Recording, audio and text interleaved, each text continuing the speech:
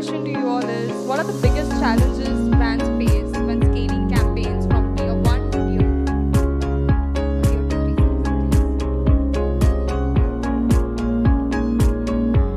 Thanks. I think this is one very prominent question because the growth engines are not clear, right? Premiumization is happening in before answering straight to you, I'd like to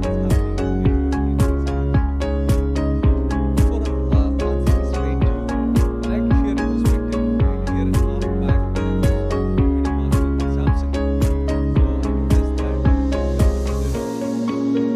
I noticed that premiumization was a big topic, and all the brands across electronics, durables, which were saying that we are. And interestingly, the market was somewhere at around G50, like that, around 25%. The market in Samsung in that space was somewhere around 33%.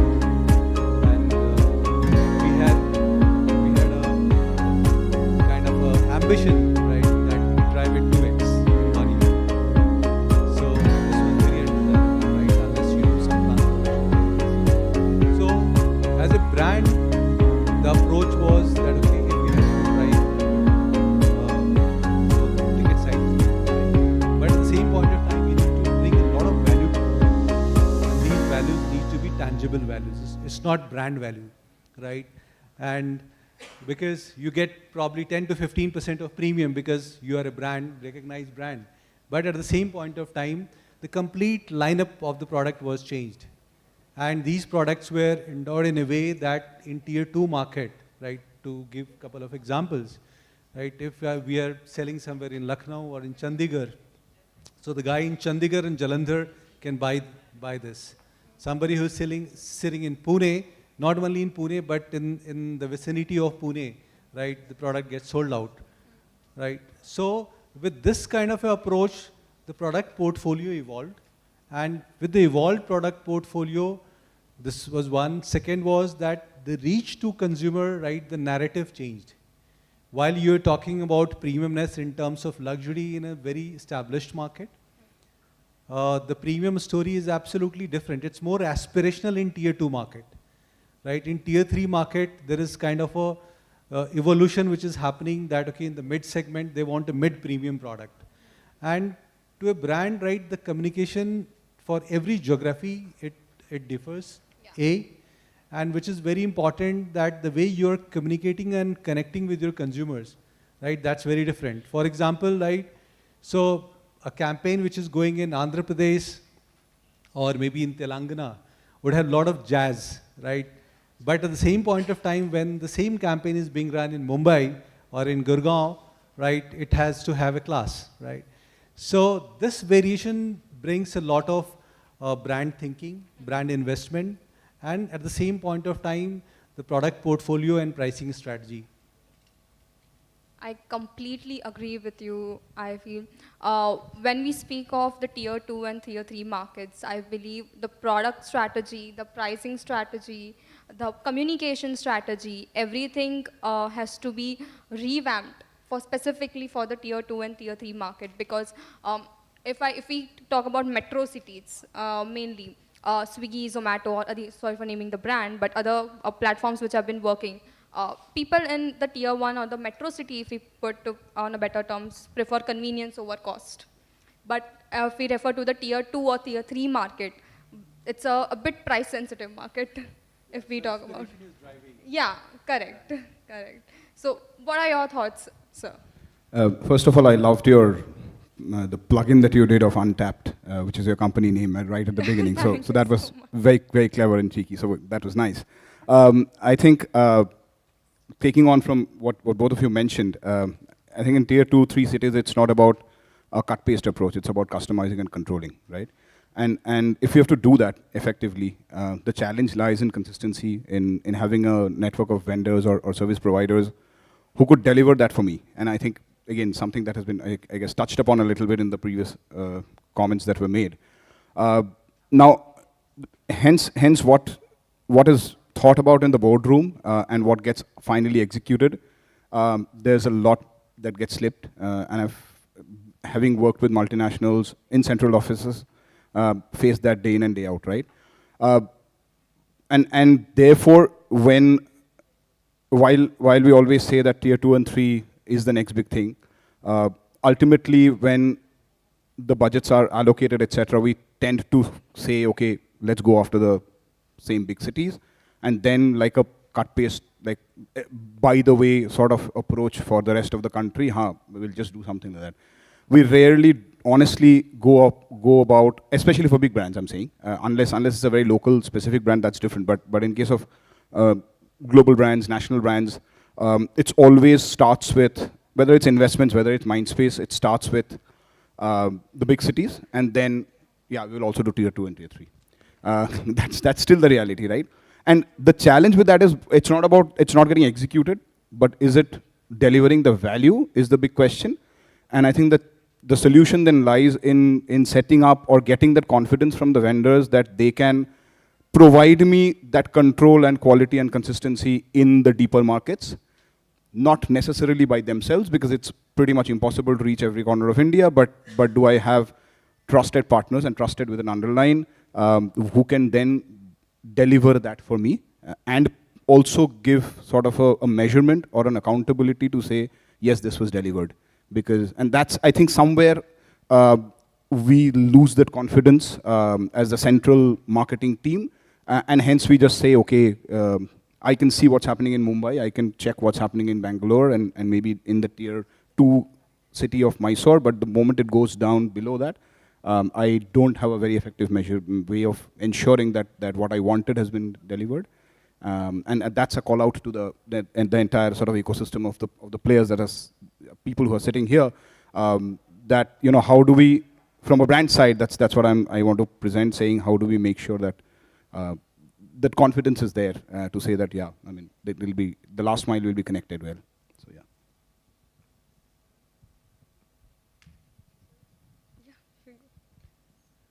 First of all, basically there are a lot of challenges which, so I'm a print service provider. I come from that background. I'm representing my own company by the name of Roop Sign Graphics. So we basically, the main challenges that we face personally from our end is just the execution side and the accountability partner. So I'm going to extract 2 points from both of them, which were the consistency, the quality, and the accountability partner.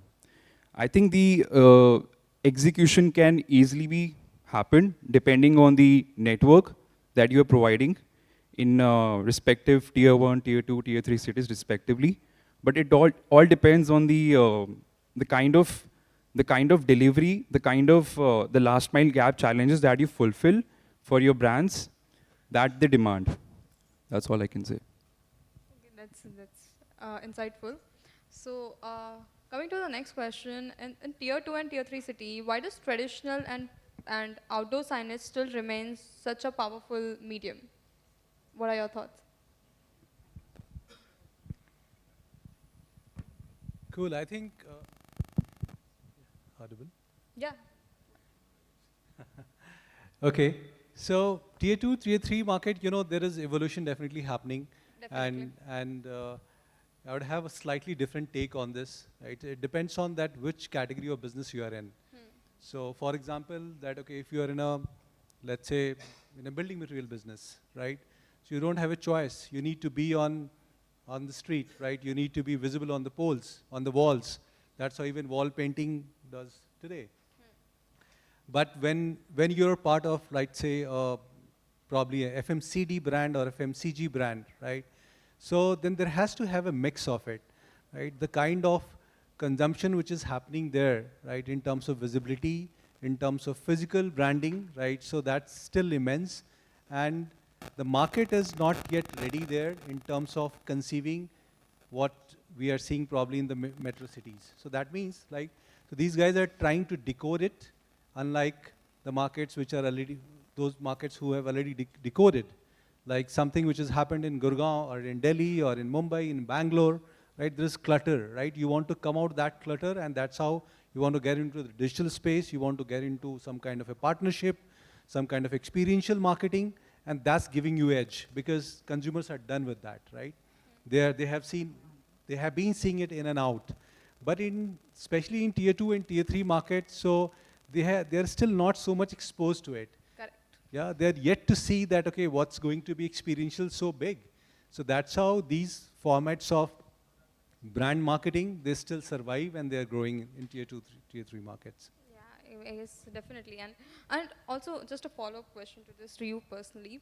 Do you think the recall value of print marketing is higher than digital marketing? And because I have been running, as I'm running my own marketing firm, so this is something that we have personally observed. Digital marketing, personally speaking, as you also said, it's a cluttered market. Okay, every market is a cluttered market, but when a human, from a human psychologist perspective, when a person is able to see something visually, it from front, physically, has better recall or has better, value proposition of the product. What are your thoughts on the same? Recently when I launched a campaign, right, every marketer would do the same, right? Would study that in the specific segment, in the specific categories, right? What works better, Yeah. right? And for example, if you're selling a cosmetic brand, Yeah. right? So probably you like to be more on the digital space, right? If you're selling something which is more relatable, which is, for example, I was giving an example during the day, that it's something about like e-com, right? So your presence is digital. Likewise, it's not very specific that for which particular media, right, the brand has to be inclined. It's very much, it depends on that, what business I am in. And to correlate that still today, despite all the digital and social media taking over, when you look at credible reports, right, and every brand manager or marketing head would go through that before launching any campaign. So TV gives you the highest mileage. Correct. Yeah, and then print has got probably 4th or 5th space. True. Yeah. So, what are your thoughts, sir? So I would say if it's on the print, or if it's on the streets, it's on the mind. That's the kind of mindset, right? And that's truer for tier 2 and tier 3, more than tier 1 because of the things that Priya just spoke about, exposure, etc. And therefore, sort of to answer your question as well, I do believe that there is more credibility, there is more trust, because it's almost like a community-wide communication when you see it on the shop shutters, on the walls, and so on and so forth. And therefore, I think it's still very, very relevant. Comes back to my previous comment that I made. I think the question is, as brands, I feel we could do better in terms of customizing the communication. And I think that we don't do very well. There's a lot of opportunity, because if I am going out and plastering the same sort of communication everywhere, that may not be delivering the necessary effect for me. So while it's still done, I think the opportunity lies from a brand standpoint is how do I make it customized and make it more relevant for each of those geographies. And if I could do that, that would be better. Okay. Honest submission. Okay. So, do you also feel that costing and budget of a particular company also comes into play when they are moving from print media or digital media? Because digital media music is comparatively inexpensive or requires minimal budget for a brand if it's starting. Or for example, in the startup ecosystem mainly where we operate in, most of the startups rely on Google Ads or Meta Ads as their primary platform for marketing. Absolutely. So what are your thoughts on that? Yeah, of course. I mean, again, it depends on whether your product is sort of a copy paste, if I may use that word again. If it's relevant similarly for everybody else, digital is like I think going back to Priya's comment, it depends on the category. If it's something that your cosmetics, etc., then digital will be. But I don't think that's always the case. And I think he comes from an industry where it's far more physical, right? And you would still relate to a lot of print and outdoors, etc. That relevance still holds. It's a mix, honestly, and I don't think it's always one way or the other. It depends on which industry you're in. But you're right. If it's if it's a startup and I have limited budgets, where would I go first? I would go on YouTube, Yeah, Meta, true. and start with that. Yeah. Because obviously I can't reach across India effectively by the cost factor. Yeah. What are your thoughts? I think totally depends on the budget, as per the both sayings. As to what I feel is the more relevance is depending on the cost effectiveness also, and depending on the geography that you're targeting the audience. Correct. So that plays an important role, because which I could be having a product which I would be targeting only in tier 1 city. That won't be visible to tier 2, tier 3 city. So if a brand like that would be going for that, then there might be possibility he or she would be opting for only the physical media product, the printing product, not going by the digital product.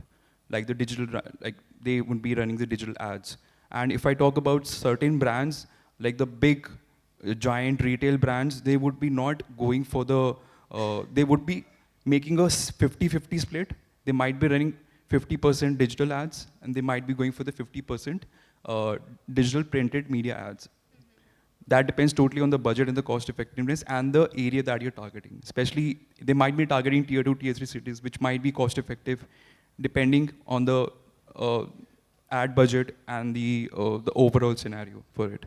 True. And I also feel, oh, you had something? Sorry, if I Please, can. please. Yeah, I think it's a very relevant point, guys. That today, be it a small brand, a mediocre brand, or one of the largest brand in the country, right?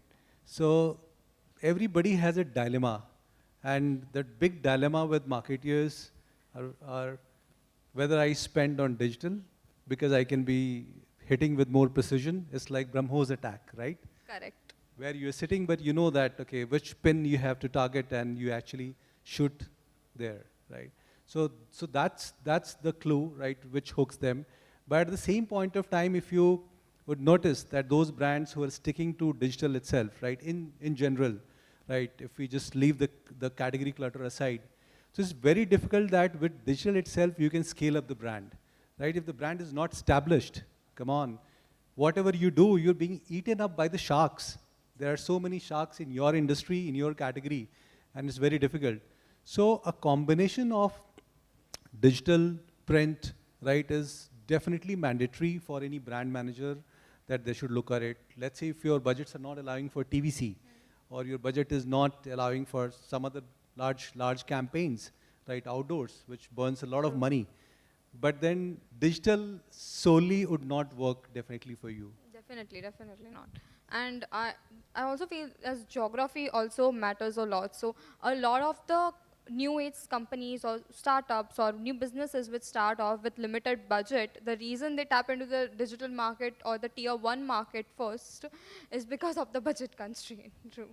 And because the tier 2 and tier 3 cities still is getting explored to the digital media, and communication first, it becomes a challenge there as well.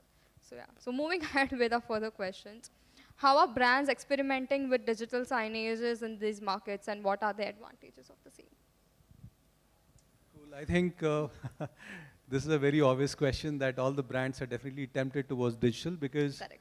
when we wake up, right, and until we sleep, we are all spending probably 80% of our time on digital, right? True. Interfaces, be it our mobile phones, laptop, television, where not, right? Or whatever we see all around.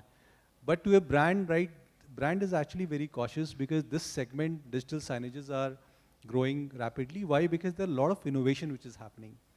And that's the key to it, right? If I have to just advertise, right, maybe we do as a brand, right? But then I choose very particularly that, okay, if there is no innovation, I'll not just go digital. Why? Because this is kind of a push. It's a me too in the market. Maybe in Connaught Place, just to give you an example, right? So there are so many digital signages, and they give you a lot of data about how many people have passed, what's their demographic, data, and a lot of data. But what do I do with that data? Is that scaling up my brand? Is that adding to the sales?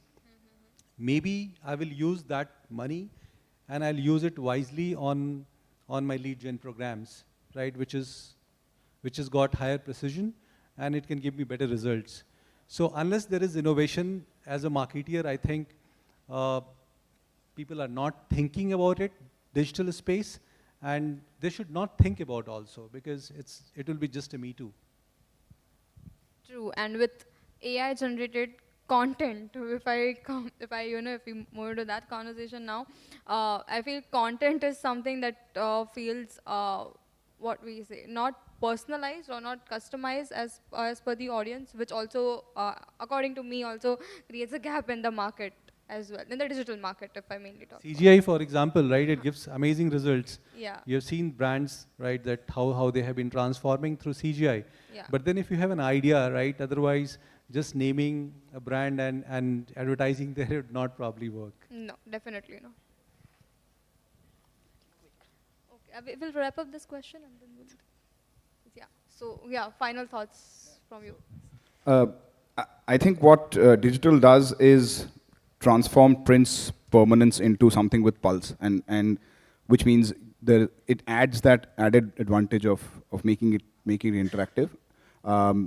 Question is, instead of thinking either or, and absolutely rightly how Priya mentioned, I think we should look at it as a conduit, and how can we leverage print to then drive from awareness to action. And what I mean by that is essentially, while I could have a digital print signage, QR is not just a technology in tier 2, 3, it's a habit, it's a daily behavior, right? So what if I could put a QR code and put a product demo in vernacular there? Or I could scan a QR code, go on WhatsApp, order something and you would get it. Tap into the ONDC, for example, right? It's now hidden in 600, I think, million merchants on board, etc. So so if I just expand my thought a little bit and say, instead of looking at print just as a static medium, what I could do to make it bridge the gap and sort of become a semi-digital interface, I think there lies the answer in terms of why print would survive and thrive, I guess. True. What about you? Sorry, can you recall the question? Sorry. So the question was, how are brands experimenting with digital signages in these markets and what are the advantages of the same? So again, I'm going to come to that one single point. Varies region, district to district, where you are, running the campaigns, be it like the digital campaign. If it happens to be in tier 1 city, the digital signage if you're talking about, the main advantages would be, it's, as Mr. Priya sir said, the data-driven thing industry. So it's only be beneficial that we will be extracting some data or maybe